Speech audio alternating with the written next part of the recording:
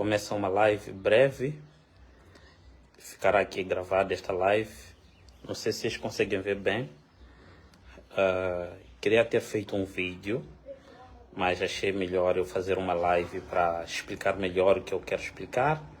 Então ficará gravado aqui para depois tu partilhares e chamar o pessoal aqui porque quero explicar algo interessante. Certifiquem antes de tudo se o som está bom, estão a ouvir bem. Vou tentar ser muito breve nesta live. Então partilhem, porque quero explicar algo interessante aqui para vocês. Vamos explicar isso de forma muito breve mesmo. Depois o vídeo ficará aqui gravado. Queria ter feito um vídeo, mas achei melhor fazer uma live, porque com a live eu consigo ser mais...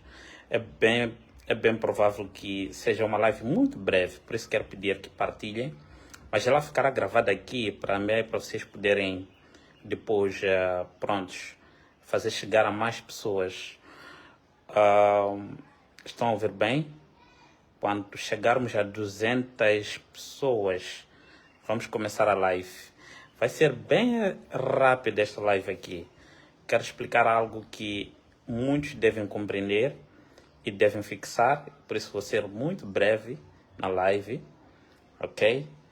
Ok, já somos 200 pessoas e então posso começar com a live. Então, vamos lá. O que é que está a acontecer aqui?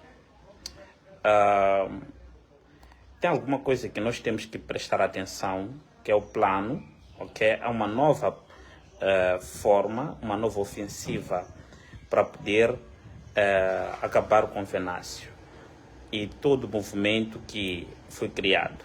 Então temos que alertar o pessoal sobre isso, para que nós não fiquemos admirados quando essas coisas estiverem a acontecer. Então eu vou explicar aqui de forma muito breve. Para você entender o que é que eu vou explicar aqui, primeiro você deve perceber um termo muito importante que é narrativa. O que é uma narrativa? As narrativas são, na verdade, os instrumentos ou um instrumento usado na política ou em várias frentes para poder endossar ou derrubar um certo movimento. Então, esta de narrativas parece algo banal, mas que no fundo acaba tendo impactos significativos naquilo que é um determinado movimento, etc. Então, o que é que acontece aqui, que eu vou explicar bem para vocês entenderem bem o que eu vou explicar aqui, é que o que tem sido uma arma desde o início da campanha eleitoral até aqui contra o Venâncio Mondlane, presidente eleito, é a construção de narrativas. Mas para que uma narrativa possa fazer sentido, ela deve obrigatoriamente ser endossada, ok, por figuras que tenham autoridade moral, autoridade ética, autoridade intelectual. Eu vou explicar isso de forma taxativa para vocês. O que é que está a acontecer? É que, uma vez confirmado que o sistema perdeu as eleições, mas quer se manter no poder, e tem um maior obstáculo, que é o Venâncio Mondlane, que não pode ser comprado por vias de corrupção ou dar uma maleta de dinheiro para ele abrir a mão às eleições. Então, eles fazem o quê? Eles procuram uma forma de colocar o Venâncio contra o povo e perder a popularidade, perder o apoio popular que ele tem. Então, qual é a melhor forma de fazer isso? A melhor forma de fazer isso é conjugar um conjunto de narrativas, ou melhor, narrativas são afirmações, são conceitos, que alguns são preconceitos sobre uma determinada pessoa, figura ou movimento, que tem como objetivo fundamental o colocar a descrédito. Não sei se estou a usar aqui um português do outro mundo. Vou tentar ser muito breve aqui para vocês poderem entender. Também tentar usar um português mais claro. O que é que estamos a dizer aqui é, para você poder derrubar alguém, precisa construir um conjunto de pequenas e grandes narrativas, ok? Narrativas que são alguns conceitos, algumas frases que devem ser repetitivas e repetidas por várias pessoas em diferentes contextos, usando várias linguagens, até que se pareça verdade o que está sendo dito. Agora, o que acontece? As narrativas, elas podem ter um caráter progressivo, ou seja, começar com uma, depois vamos crescendo a narrativa até chegar a uma narrativa, ok? Alguém está a dizer, mano, popa o português, tá bom, vou tentar ser um pouco mais, explicar de forma um pouco mais clara. Mas preste atenção na live, vocês vão entender, porque eu vou dar exemplos para vocês poderem perceber. Então, usa-se uma narrativa pequena, depois faz-se um distanciamento reflexivo sobre a mesma narrativa e aí começam a subir outras narrativas. Quando uma narrativa falha, é preciso construir uma outra narrativa, ok? Para poder chegar a este objetivo. O fato é que não se descansa até se encontrar uma narrativa certa que possa fazer alguém cair. Isto é o que nós estamos a ver. Então, em linhas gerais, o que é que diríamos que é uma narrativa? A narrativa seriam historinhas, histórias que algumas fazem, não fazem o menor sentido por serem, vamos dizer, muito banais. São muito banais. Que aparentemente não têm assim um caráter muito nocivo. Só que o perigo disso é o quê? É que essas historinhas, às vezes, vão encontrar pessoas que não estão, do ponto de vista de conhecimento, preparados, não estão, do ponto de vista de, vamos dizer, academicamente estruturadas, ou não têm acesso à informação, não têm acesso vamos dizer, ao conhecimento que está ao seu redor e facilmente podem comprar aquela narrativa como se fosse uma verdade e passar a odiar uma pessoa. É justamente aqui onde está o problema. Então, para endossar essas narrativas, não basta criar uma narrativa. A narrativa, para ela ser forte, deve encontrar também pessoas fortes que vendem esta narrativa, que vendem essa história. Não é só criar narrativa, dizer, por exemplo, Venâncio é feiticeiro. Qualquer um dizer isso não tem nenhum impacto. É preciso encontrar pessoas que tenham autoridade moral, que tenham autoridade intelectual, que tenham autoridade política para poderem vender esta ideia por várias vezes, em vários lugares. Só assim é que as pessoas começam a comprar como se fosse uma narrativa, ou melhor, como se fosse uma verdade. Então vamos aqui fazer uma linha de tempo das principais narrativas que o sistema usou para poder derrubar o Venâncio Mondlane. Primeiro, venderam-nos a narrativa logo desde o início de que o Venâncio era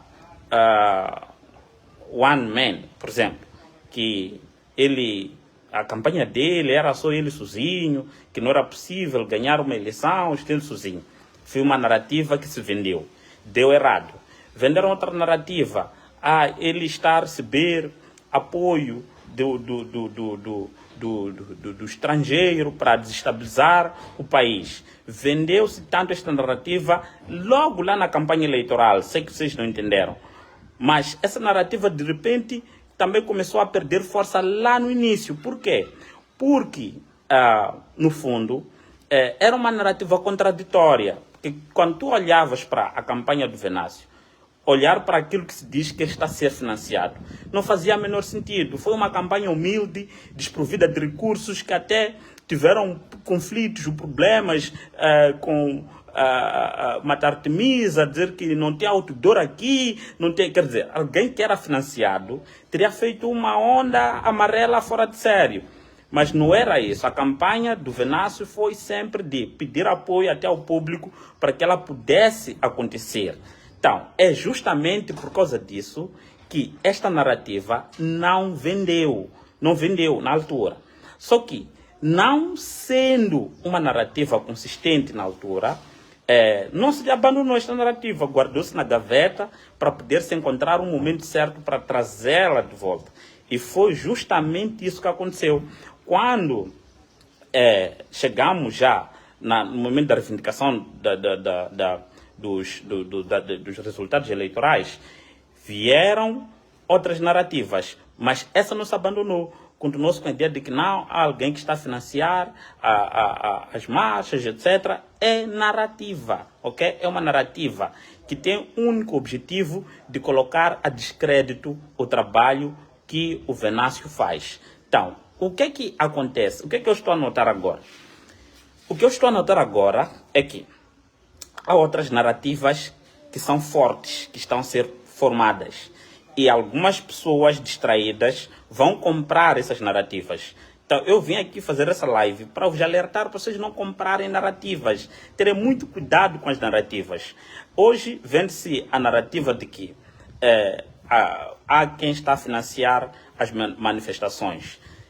Com que estrutura? Como é que seria esse financiamento das manifestações?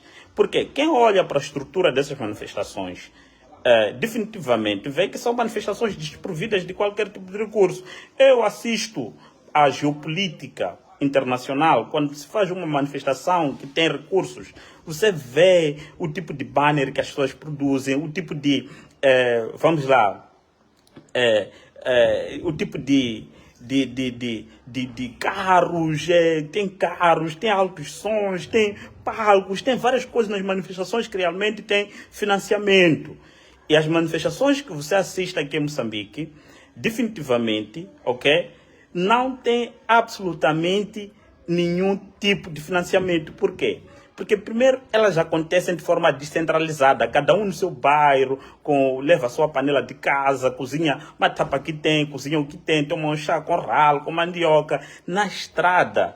O que significa que é absolutamente inconsistente, ok? Incompreensível que tenha realmente alguém a financiar uma manifestação cujas pessoas não têm nem uma camiseta, ok? Não tem uma camiseta sequer, ok? Não tem, quer dizer, nem um chapéu referente àquela manifestação, não tem um som, não tem absolutamente nada. Então, para que serviria o tal financiamento, se não para poder trazer uma imagem? Vamos lá, é praticamente inconsistente e incompreensível que alguém pense que uma manifestação dessa está sendo financiada por alguém. Não tem como. Não faz absolutamente nenhum sentido, nem aqui, nem no Marte, nem em qualquer outro planeta. Qualquer pessoa que tenha neurônios no lugar, que tenha seu sistema cognitivo a funcionar, não vai comprar uma narrativa como essa. Desculpe. Não faz sentido nenhum. Como é que uma manifestação pode ser financiada sem ter absolutamente nenhum centavo, ok? Que demonstre uma estrutura, hein? Uma estrutura. Vocês sabem o que significa financiar uma manifestação? Então não faz sentido. Então esta é uma narrativa que é vergonhosa, que antes de tudo, na minha visão, vai nos criar problemas de diplomacia, porque não faz sentido nenhum alguém financiar, ok? Em que consistiria o tal financiamento? Em que consistiria? Sabe, há coisas que nós temos que entender. Vamos levantar a hipótese de alguém receber o dinheiro para ir numa manifestação. Sabe, aqui nós estamos diante de um momento em que as informações vão aqui e além fronteiras, num piscar de olhos. Seria impossível alguém pagar pessoas para irem se manifestar e essas pessoas, esse pagamento não vir ao público. É impossível. É impossível, gente. Estou aqui a vos dizer. É impossível. Se dissemos que alguém está a manifestar porque está a pagar pessoas para ir se manifestar. Sinceramente, é impossível que alguém, ok, pague no momento que vivemos, por mais que sejam somente 5 pessoas, para ir se manifestar. Isto não virá ao público. É impossível. É impossível.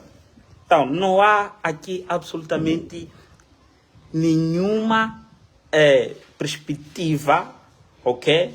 Nem científica, nem sociopolítica, capaz de justificar esta narrativa. Cai por terra, ok? Cai por terra. Então nós temos que tentar explicar às pessoas que isto é um jogo para distrair. Agora, falhando esta narrativa, veio outra que eu acho que é mais abominável. Qual é? O Venâncio não está a ser financiado, né? Não está a ser financiado. Nos enganamos na primeira narrativa que vendemos. Ele não está a ser financiado. Agora, o que é que está a acontecer? O Venâncio não está a ser financiado. Ele também não é mais terrorista, ok? Não é mais terrorista. O Venâncio não é mais terrorista, não está a ser financiado. O que está a acontecer, na verdade, ok, é que o Venâncio quer se tornar bispo. E porque quer se tornar bispo, ok, ele precisa de um banho de sangue para se tornar bispo. Sinceramente, é uma narrativa também que não faz o menor sentido. Primeiro porque, sob o ponto de vista espiritual, é inconsistente. É inconsistente que alguém tenha que ter um banho de sangue, sei lá, que é para se tornar um bispo espiritual. Não faz, quer dizer, não faz o menor sentido. É algo incompreensível. Incompreensível. É incompreensível.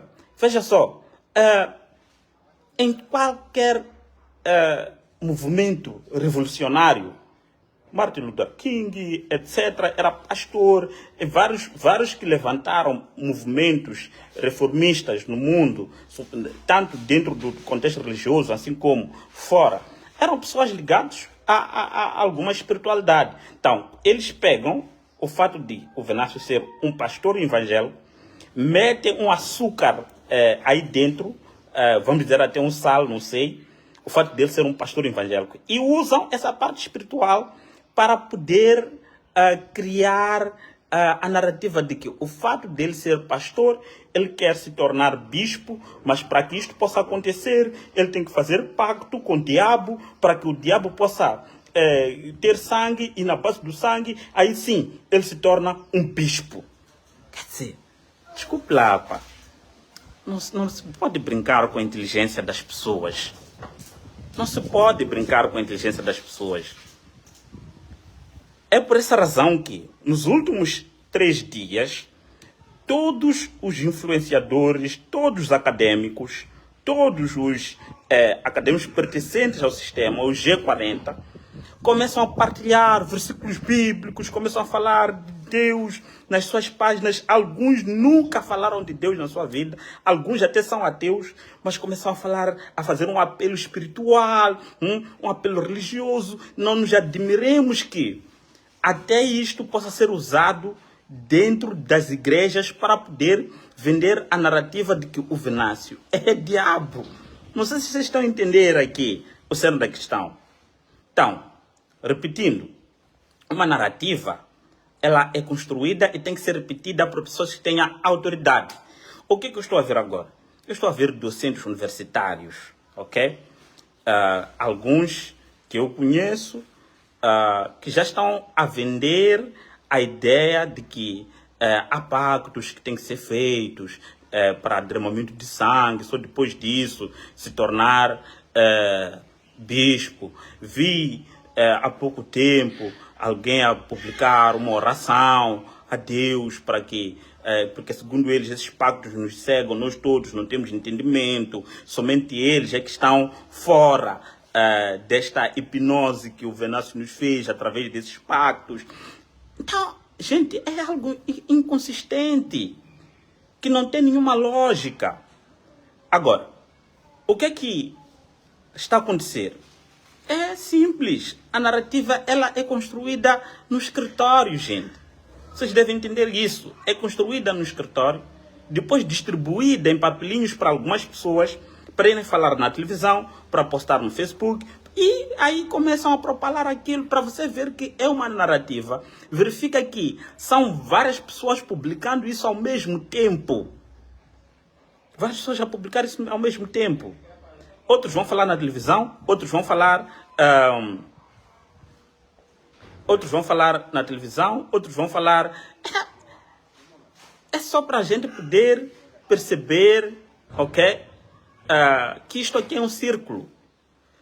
Então, o que eu quero vos chamar a atenção aqui é: tenham cuidado com vossos docentes universitários, tenham cuidado até com vossos pastores, tenham cuidado com os pseudo-acadêmicos, porque todos esses são pagos para vender-nos mentiras a gosto de ciência, mentiras a gosto de intelectualidade, mentiras a gosto de pensamento crítico, mentiras a gosto de posicionamentos acadêmicos, políticos. Cuidado com esses manos. Eles estão cheios de ladainhas. Os seus textos se diferem na semântica, etc., mas no fundo carregam quase a mesma mentira. Cuidado com eles. São mais perigosos que aqueles que compram, ok? Desculpa, armas até. São mais perigosos esses homens. Esses podem despoletar guerras. São pessoas perigosíssimas. As narrativas fizeram o Nelson Mandela ficar 27 anos preso. Por quê? Ele tinha sido apelidado de narcisista, tinha sido apelidado do quê? Tinha sido apelidado de terrorista, insurgente, e por causa disso levaram o Mandela, lhe encarceraram durante 27 anos. 27 anos. E coartaram todos os seus direitos políticos e civis. 27 anos por causa de narrativa. 27 anos depois se descobriu que aquilo tudo não se passava de uma farsa para poder enganar, ok?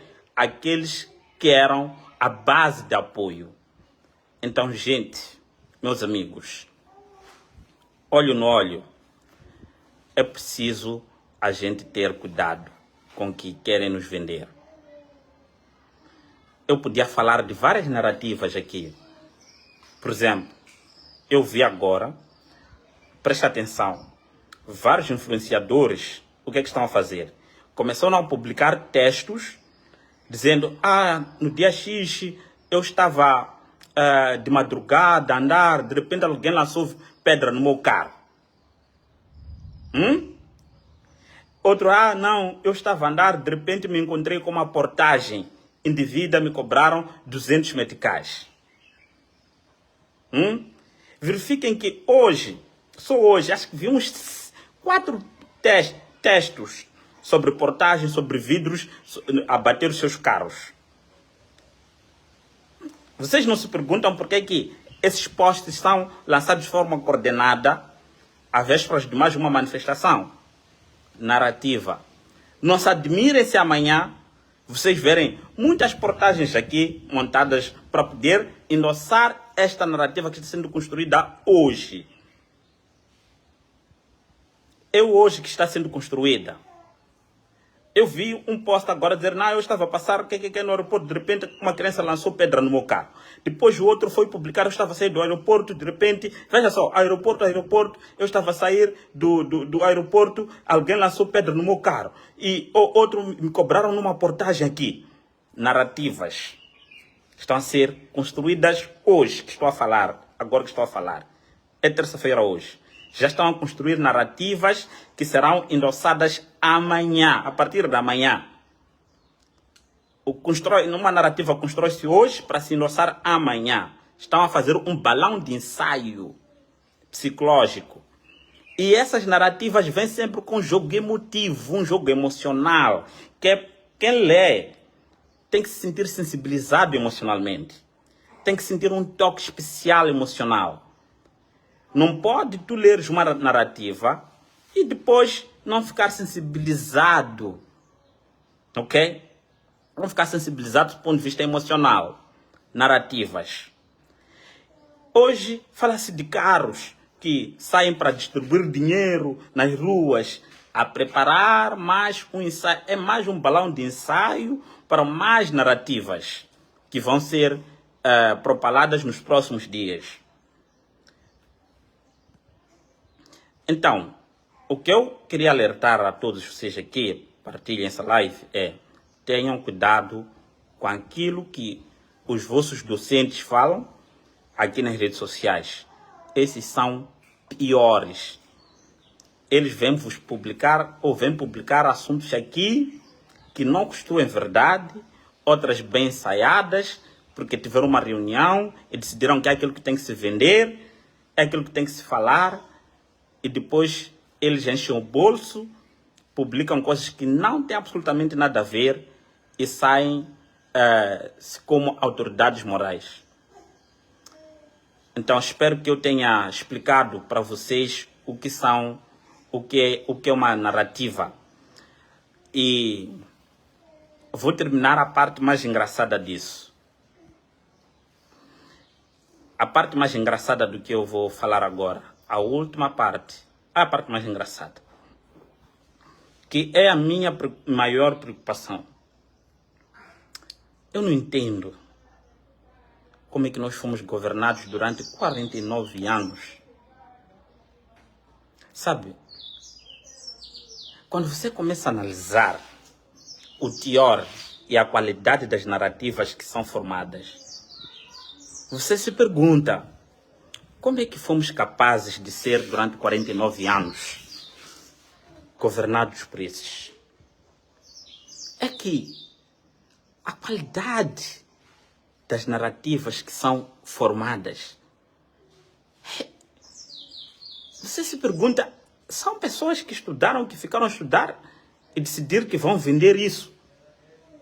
Eu entendo que, ok, há que existir guerras de narrativas nesse momento que nós estamos, mas o meu problema é a qualidade, chega a ser ridículo demais. Será que são pessoas?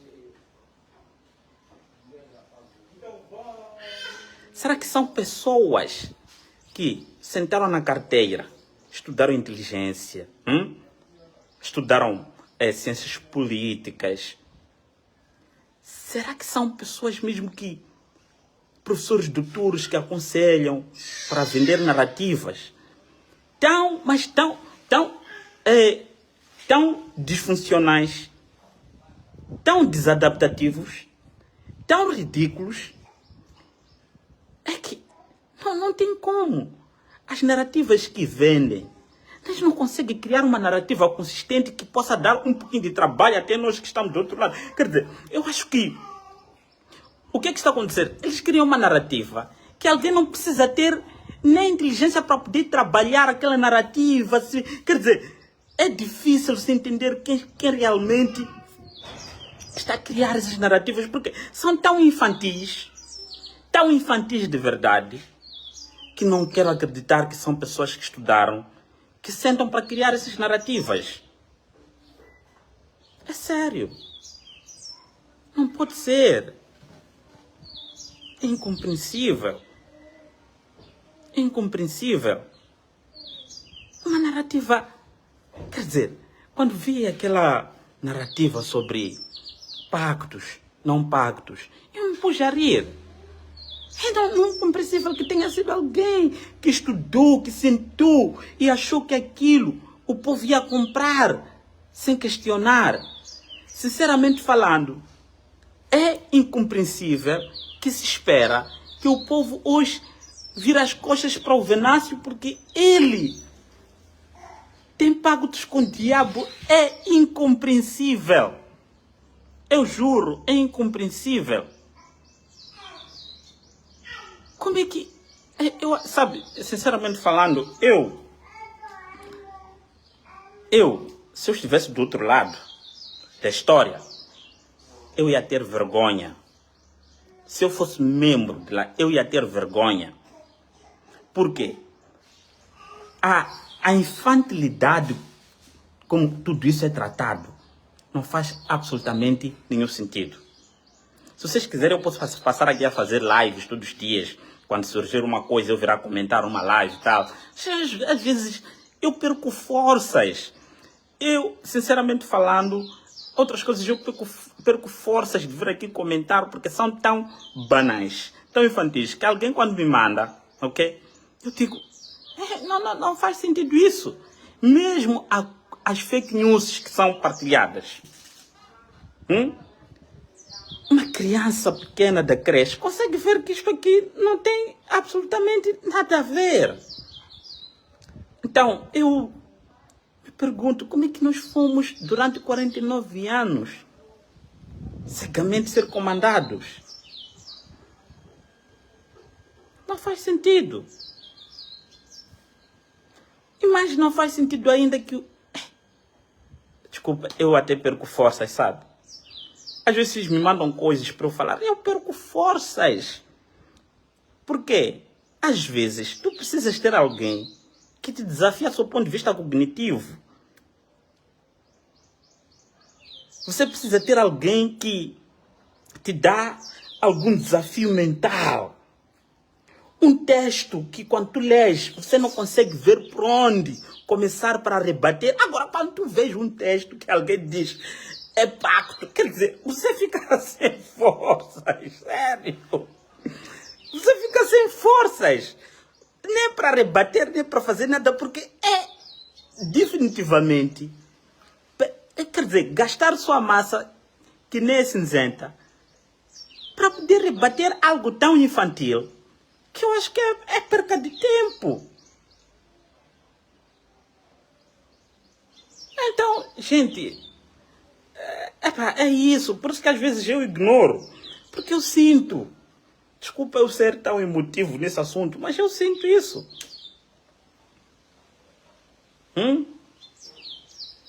Eu sinto que nós estamos a ser desafiados do ponto de vista cognitivo para pensar, responder, sistematizar. Não. As coisas que produzem são tão inconsistentes, sem nenhuma lógica, incoerentes, sem embasamento científico.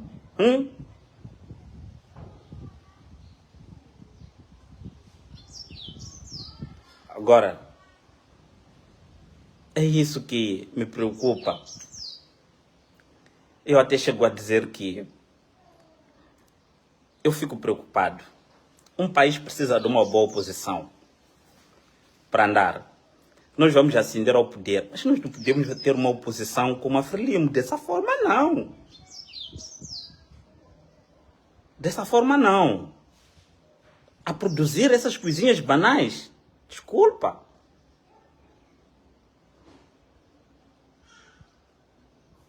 Desculpa. Nós precisamos, nós vamos, quer dizer, o VMK ganhou eleições.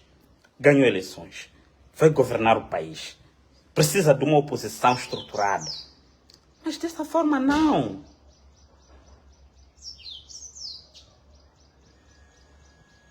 Dessa forma, não.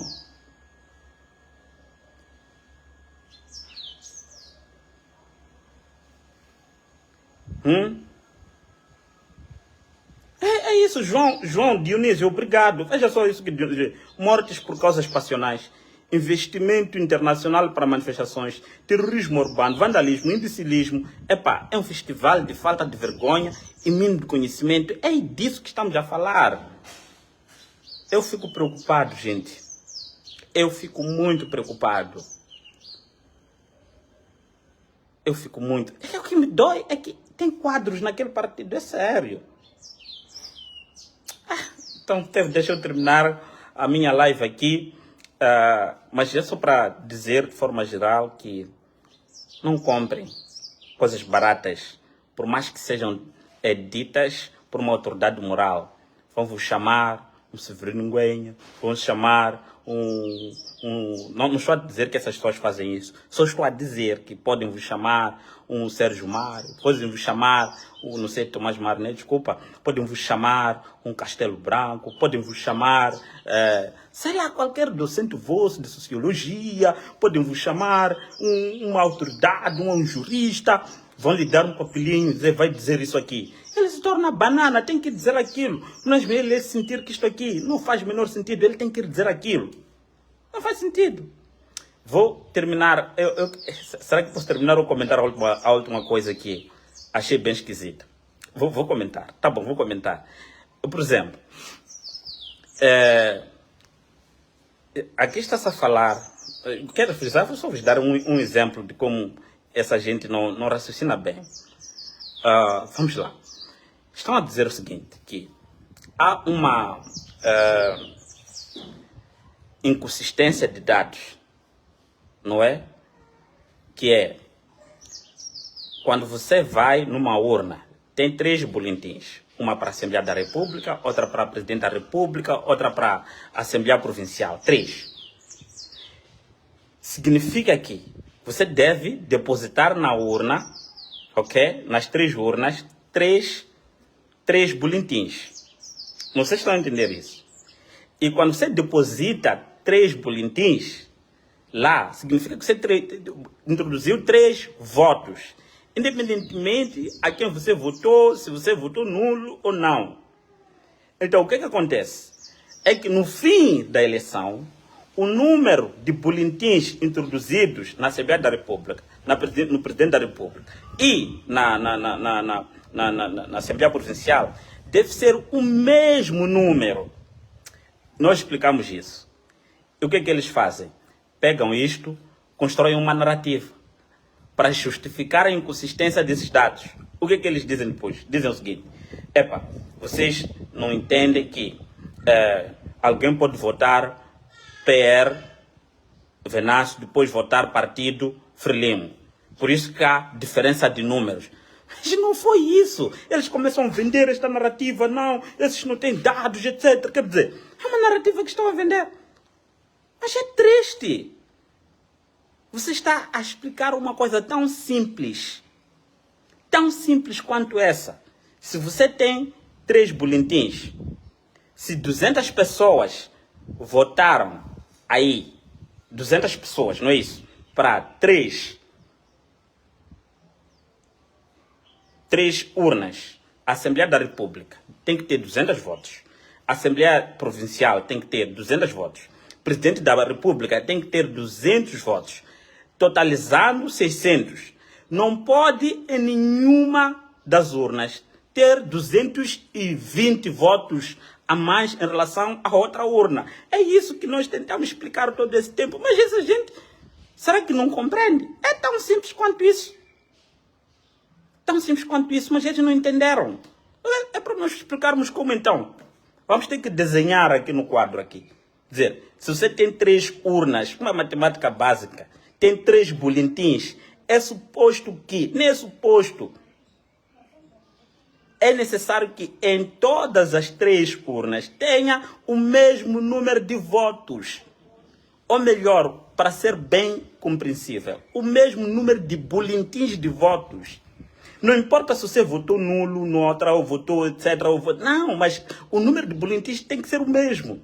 Então, o que aconteceu nessas eleições é que numa urna tinha 400 boletins e noutra tinha 200 boletins de voto. Sendo que são mesmas pessoas que foram votar. Isso não faz absolutamente nenhum sentido, nem aqui, nem na Lua, nem na América, em qualquer outro lugar. É inconsistente. Então, é isso. Gente, nós estamos entregues. Estamos entregues mesmo, sério. Estamos entregues. Isso é grave. Eu vou terminar minha live para não me alongar. Mas se vocês quiserem, eu posso continuar a fazer aqui lives para explicar vários assuntos que têm acontecido aí, que ninguém, às vezes, tem explicado bastante. Eu vejo muito de comentadores, etc., que começam a se lascar por coisas pequenas, que não precisam de ser analista do outro mundo para você poder perceber isso. É uma questão lógica, básica. Básica. Então, não comprem narrativas. Não comprem. Não comprem isso. Não faz sentido. Tchau. Gente, é isso. Um forte abraço. Um beijo e tchau!